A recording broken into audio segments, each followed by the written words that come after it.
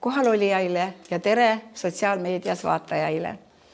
Täna meie maal ja kogu maailmas kristlik maailm tähistab nelipüha. Kuigi Jumala kalendri järele oli see natuke varem, aga see on nii hea, et Jumal on mõelnud ka paganate peale.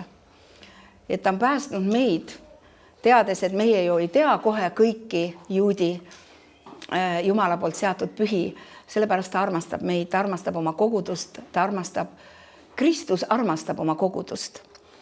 Ja sellepärast ma hästi lühidalt puudutan kõigepealt, kui ma lähen täna põhisõnumi juurde.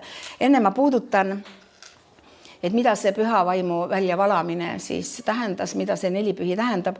Et see on tegelikult üks varustus uute aegade jaoks. Igal aastal on uus aeg. Kui me seda püha meenutame, on uus aeg. Uus tase rohkenemisele ja paljunemisele meie andidele igal elualal. Me oleme kutsutud kasvama ja edenema, käima tema ajamäärangutele vastavalt ja need pühad on alati meile õnnistuseks. Eesti rahvas on tavaliselt, peab neid pühi, tuuakse kaset sisse ja nii-öelda suviste pühad. Aga nendel on väga tugev juur ja tähendus ja taust piibellik. Nii et me võtame siis selle teades seda, võtame täna vastu selle varustuse teema ja sõnumi täie teadlikkusega. Ja ma palun ka teie fookust, sest tänase sõnumi üks võtmesõna on nii, kuidas sa kuulad, mis mõõduga sa kuulad, sellise mõõduga sa saad. Ja ma palun, et see fookus võiks täna olla Jumala sõnal. Nii et see on võimas aeg, kus me siis anname aru ja seda me oleme ka kogenud. Meil on eelnevalt siin juba päris pikk koosolek olnud ja me oleme kogenud täna Jumala ligiolu. Me oleme kogenud teistsugusust. Meie koosolek oli täna teistsugune. Ja mina isiklikult olen väga õnnistatud ja tänan teid igat ühte, kellel oli midagi jagada ja selle eest, et te olete kuulanud, vastu võtnud ja toetanud. Ma tänan selle üksmeele eest vaimus, mis on selles koguduses. Enamasti te teate ju, et kogudus on tähistanud seda püha alates 2000 aastat tagasi, kui püha vaim valati ülemises toas. Aga tegelikult see algas ju palju varem. See algas siis, kui Mooses tuli mäelt alla ja kui ta oli saanud Toora 40 päeva jooksul ja tõi ka 10 käsku. Ja see oligi Shavuot. See lihtsalt kordus ja samal päeval, kui 1000 aastaid tagasi või 1400, ma täpselt arvu ei oska öelda, tähistati Shavuoti Siinal mäel, samal päeval valati välja püha vaim ülemises toas. Ja see, mis oli enne kirjutatud tahvlile, käsulaudadele, see sai kirjutatud nüüd meie südamesse. Ja see on võimas asi ja see on nelipühi ja see on päris asi. Ja nii et siis see on pidu uue varustuse puhul. Jumal tõi taevase leiva maapealseks ülesandeks. Ega see ei ole ju niisama, et me tähistame pühi, kuna peab tähistama, vaid maa peal on kogudusele antud ülesanne ja Jumal toob uue varustuse. Jumal on toonud uue varustuse selleks aastaks, ka järgmiseks dekaadiks. Sest vanast varustusest enam ei piisa. Meil on vaja uut varustust lõpuaja liikumiseks taevast, sest Jumal puhub oma tuult. Üle kogu selle magava hiiglase, seda laulu me kuulsime täna ülistusest. See on vana laul, 30 aastat vana vist või veel varem. Ja see sündis nägemusest. Keegi nägi ühte suurt magavat hiiglast maakera peal ja ta magas. Aga selles hiiglases oli tohutu potentsiaal ja jõud. Aga kõik praht oli kogunenud tema peale. Aga siis tuli tuul taevast, puhus ära selle prahi ja elava püha Jumala vaimu tuul puhuti selle hiiglase sisse ja ta hakkas liigutama sõrmi, käsi, jalgu ja ta hakkas ennast püsti ajama. Ja see on hiiglane ja see on kogudus, see ei ole koljat. See on kogudus, kes on hiiglane, ta võttis kohad tervel planeedil ja ta seisis seal ja ta võitis ära pimeduse, ta võitis ära selle kurja, mida me igal pool täna näeme. Halleluuja! täna on nelipühipäev, Jumal tahab uue varustuse anda sulle. Sina oled osa sellest hiiglasest. Kas sa usud seda?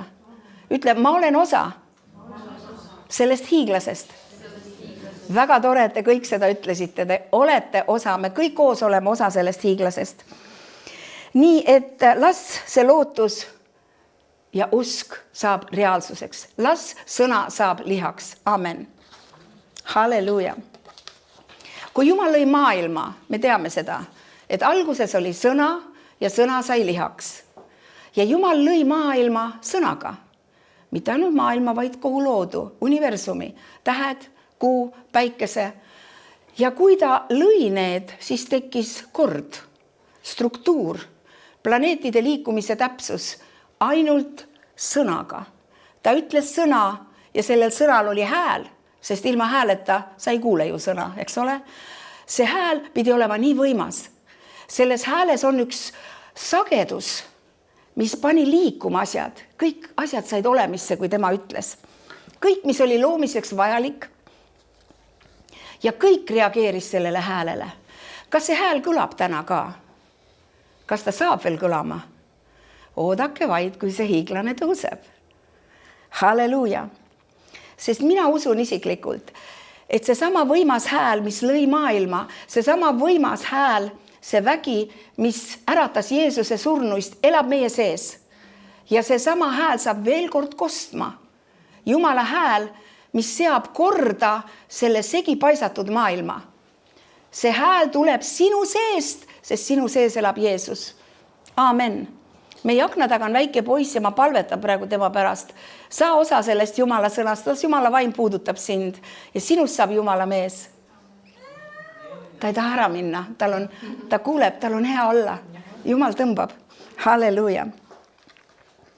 Nii siis,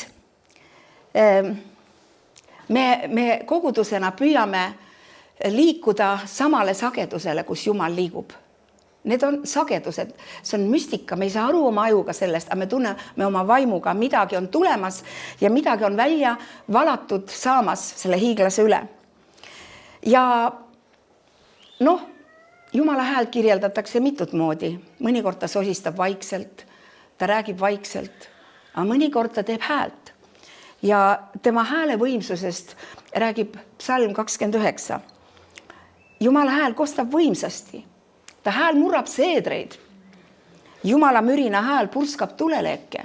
Mis te arvate, et kui vulkaan on kaua olnud vaikne, rahul ja siis, kui ta purskab, see on Jumala hääl tegelikult. Eks kogu loodu kõneleb, kogu loodu reageerib sellele, mis maa peal toimub. Nii et see, mida meie teha praegu saame, on julgustame üksteist ja julgustame iseennast. Nõrkadel hetkedel. Neid hetki on meil palju, kus me tunneme, et me oleme nõrgad, me ei jõua, me ei saa palvetadagi, sa jõuad ainult mõelda, et Jumal, kas sa ikka oled veel kuuldel? Muidugi ta on kuuldel. Ta helistab sulle iga päev. Võta toru ka. Ta räägib sinuga. Jumal tahab, et me elaksime tema inforuumis. Sest see on teine tase. See on midagi muud kui see, et sa pead otsima tundide viisi Jumalat, kuigi neid aegu on ka, kus me peame olema Jumala ees, ükskõik kui kaua tahes on vaja. Aga on üks uus tase, kuhu Jumal tahab koguduse tõsta, et me liigume, elame tema inforuumis, me liigume vaimus, isegi siis, kui me teeme oma igapäevast tööd, me suhtleme inimestega, kes ei ole head me vastu. Kui me kohtume ülekohtuga, me saame tunda juua kibeduse karikat, aga kui sa elad Jumala inforuumis, siis sa haldad seda kõike. Ja sa ei löö kõikuma, kui tormid ja tuuled puhuvad, sest suur elu on rajatud kaljule. Ja see on see, mis on selle koguduse eesmärk. Kasvatada Kristuse sarnaseid inimesi. Ja niisiis, millise mõõduga me mõõdame, sellise mõõduga me saame. Markuse 4:24 Jeesus ütles, pange tähele, mida te kuulete. Nii et kui te täna lasete mõne sõna mööda, ma arvan, et te saate nüüd seda videot tagant järgi vaadata. Vaadake järgi, Jumal kõnetab teid. Pange tähele, mida te kuulete.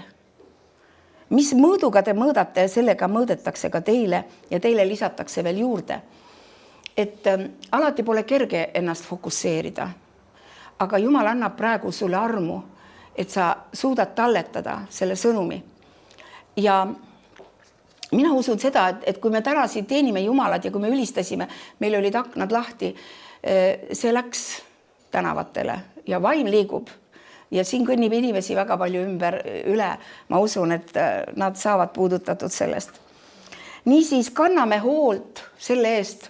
Ma ei hakka seda ette lugema, mis on Luuka 8. peatükis kirjas, kus Jeesus räägib õpetussõna külvajast.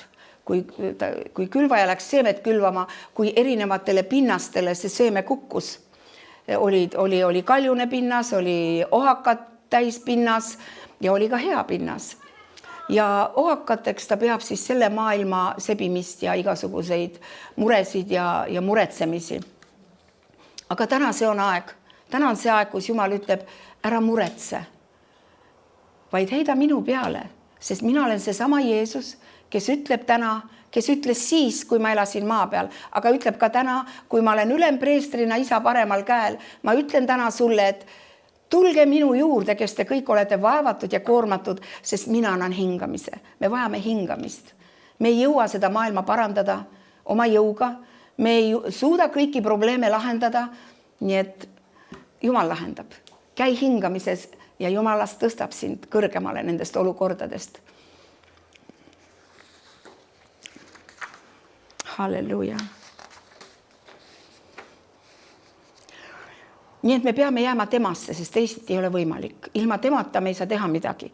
Jeesus ütles Johannese 15:4-5. Jääge minusse ja mina jään teisse. Nii nagu oks ei suuda kanda vilja oma ette, kui ta ei jää viinapuu külge, nõnda ka teie, kui te ei jää minu külge. Mina olen viinapuu ja teie olete oksad. Kes jääb minusse ja mina temasse, see kannab palju vilja, sest minust lahus ei suuda te midagi teha. Kas tõesti? Kas tõesti me ei saa midagi teha lahust temas? Saame ikka. Väga palju asju saame teha lahust temas. See on võimalik. Me saame teha koosolekuid, mis ei ole kooskõlastatud Jeesusega. Me saame teha kiriklikke asju, mis ei ole taevast sündinud.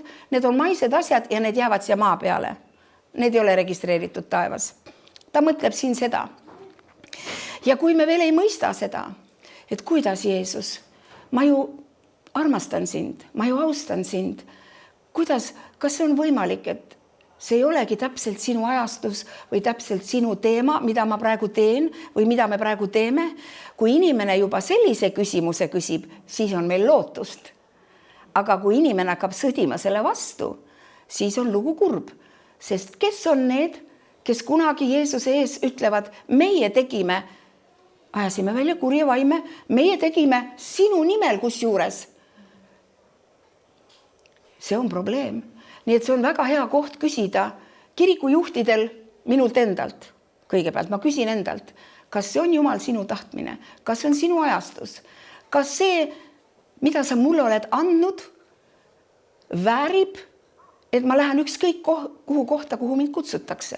Sest on öeldud, et ärge visake pärleid sigad ette. Ma ei taha oma vendi õdesi sigadeks nimetada, nemad ei olegi, vaid me räägime vaimsusest. Me räägime erinevast dimensioonidest elamisest.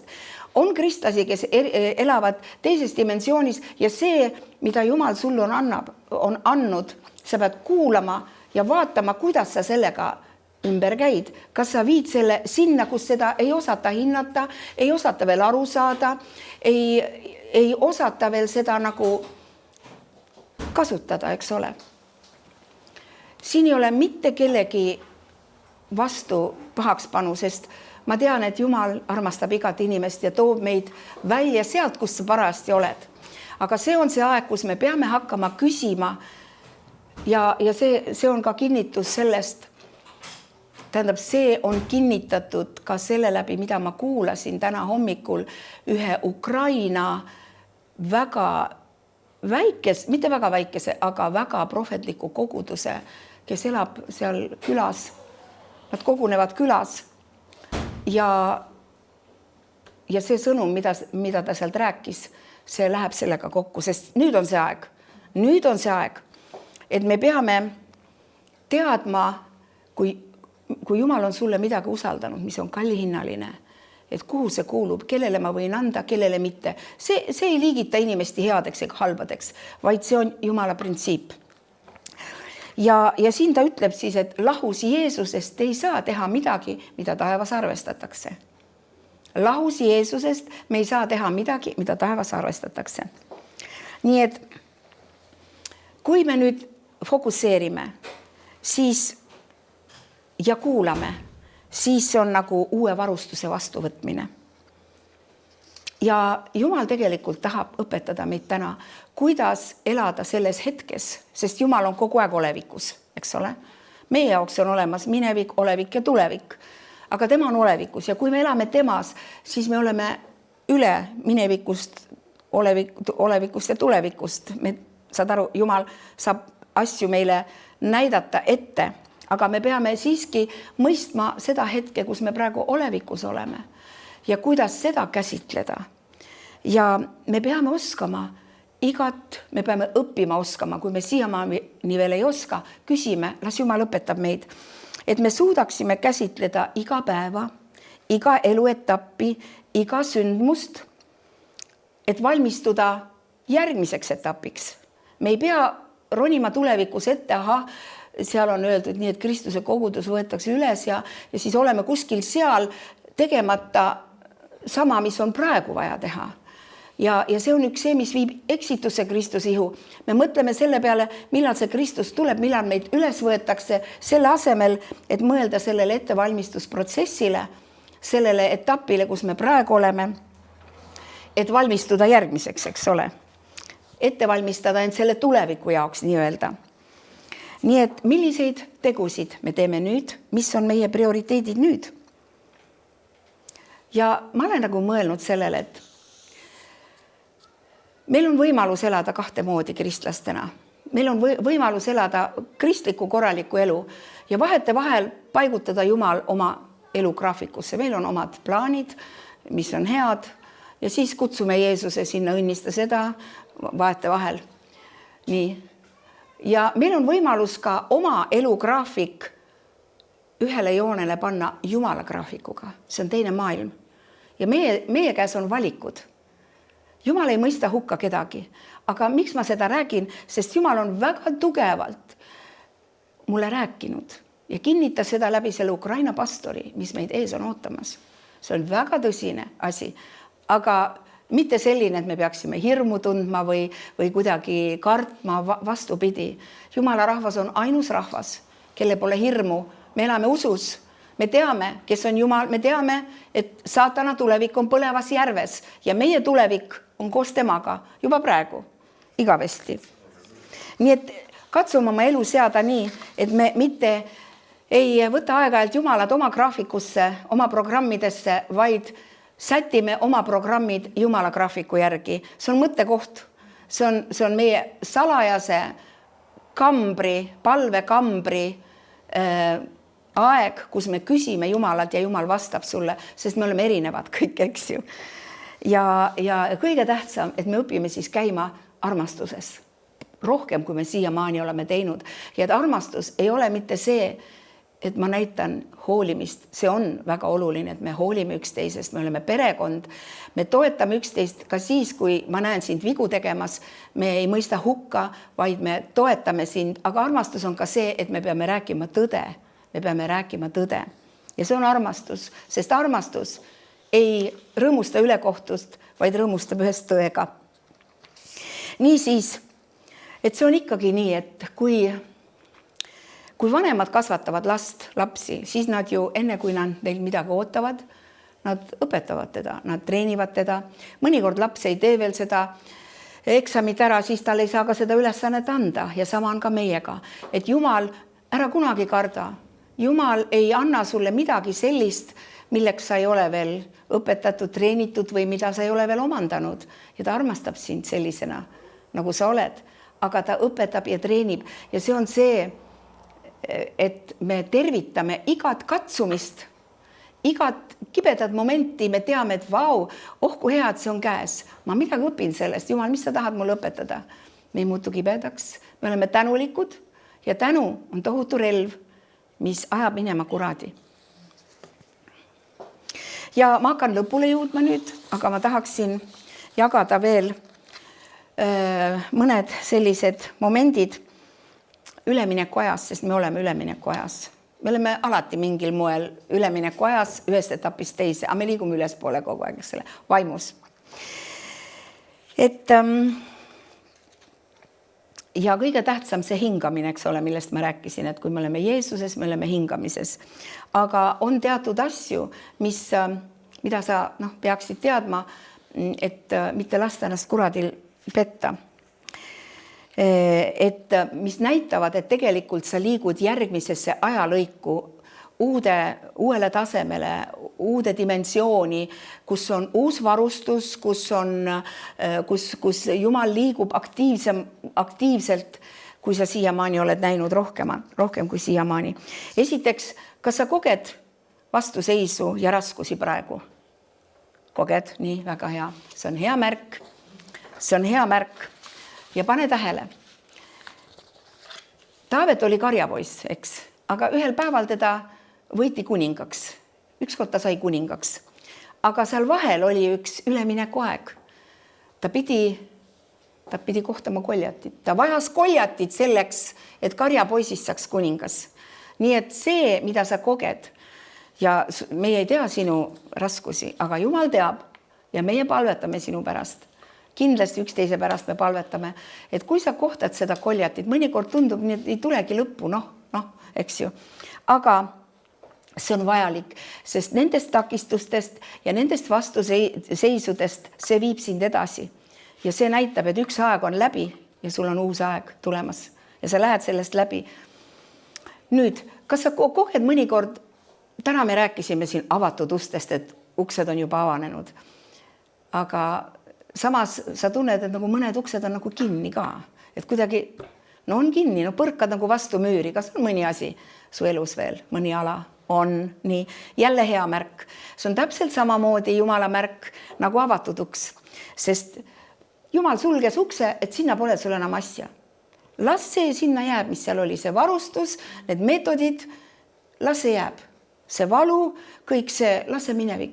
Kaetud saab Jeesuse verega. Kõik, mis sulle tehti, las see jääb. Ära püüa vanamoodi neid asju teha ega lahendada. Jumalal on uued viisid sinu jaoks. Ja ka see, mida sa proovid, mis enne tulemusi andis, aga nüüd enam ei anna, jäta see. Jumalal on uued viisid. Kas sa oled kogenud suhete muutusi? Ma mõtlen siin seda, et mõned inimesed, kes enne olid su elus kesksel kohal, neid nagu ei ole kuidagi ja sul on tunne, et sa nagu ei saa või ei taha või ei saa enam niimoodi suhelda nendega. Ja teil ei ole enam sama sidet. Kas te olete kogenud seda? Nii, väga hea märk. Mina olen kogenud seda. Nii. Aga samal ajal tekivad ju uued suhted, eks ole? Uute inimestega ja isegi nendega, kellega sa poleks uskunudki, et kuidas see veel võimalik on. Ma ei hakka siin nimesid nimetama, aga et meil alles paar päeva tagasi oli üks siuke kogemus. Jumalal ei ole midagi võimatud. Kõik uued asjad, uued inimesed, uued suhted. Kas sa oled tähele pannud, et ka sinu vajadused ja soovid on muutunud? Et asjad, mis varem nagu pakkusid sulle palju rahulolu ja rõõmu, sellist vaimustust, excitementi, eks ole, see on nagu tavaliseks muutunud, eks ole, et sa just tore, tänulik oled muidugi, aga nagu tüdinud nagu natuke. Et jah, sa saavutad häid tulemusi, aga sa ikka tunned ennast nagu kuidagi loiuna ja ise mõtled, et ma olen leigeks jäänud, et see ei eruta enam sind nii palju.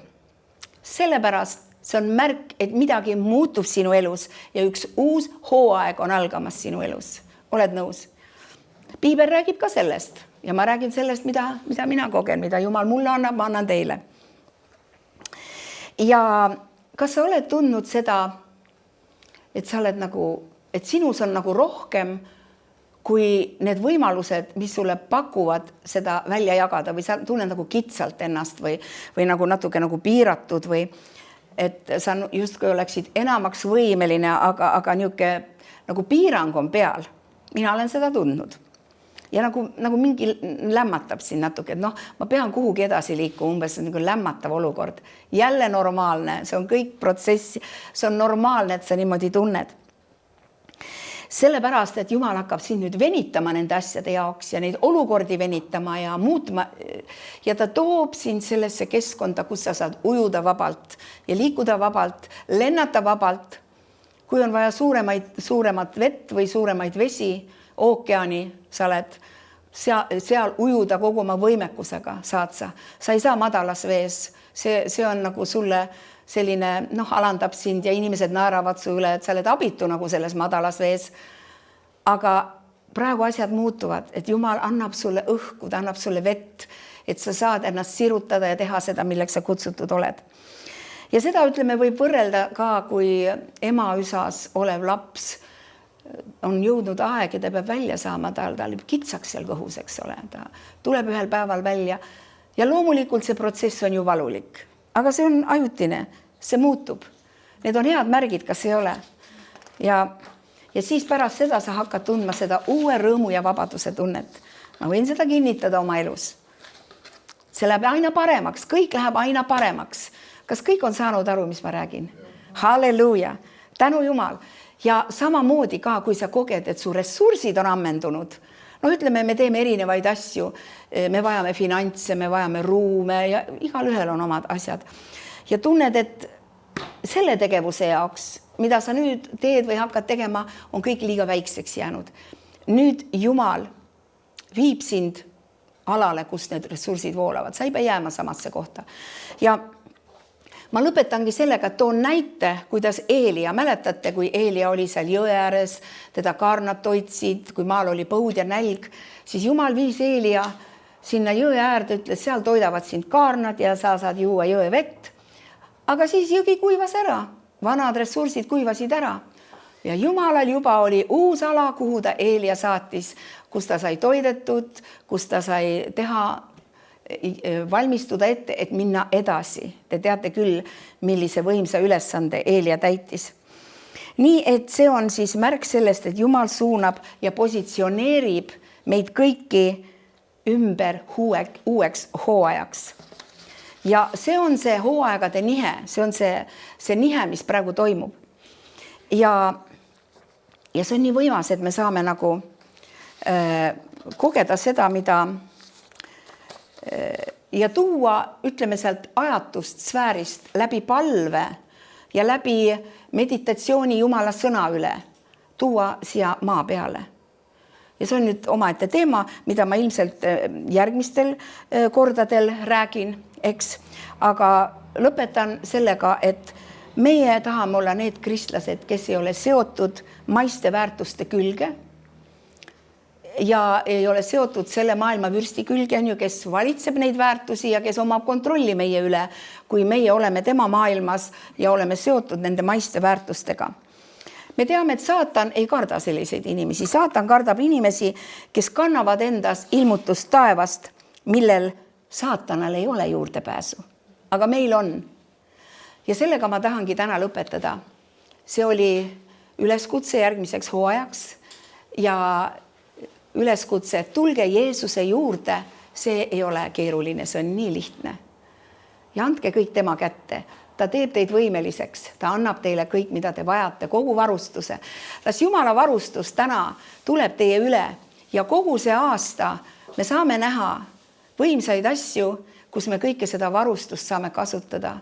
Ja Jumal olgu austatud ja kõrgeks kiidetud. Olge kõik väga õnnistatud. Aamen.